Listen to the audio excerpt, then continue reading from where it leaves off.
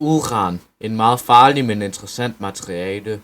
Urans atomnummer er 92, vægt af 238,02891 units, er en del af aktinoder og er en fast stof. Uran blev fundet af tyske kemiker Martin Heinrich Klaproth i 1789, da han isolerede et element fra bajeblende og er kendt for sin radioaktivitet.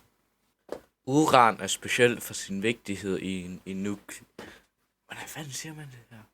Nuklear fission, som bruges til atombomber og kernereaktorer. Noget, som jeg kommer til at snakke om ret meget. Inden jeg fortæller om alt det, der skal jeg først fortælle jer om nuklear fission. Nuklear fission er, når en neutron rammer en stykke mikroskopisk uran.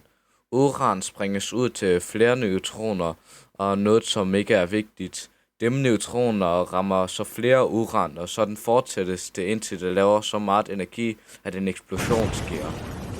Det, som jeg lige fortalte dig, var, hvad der skete i en atombombe.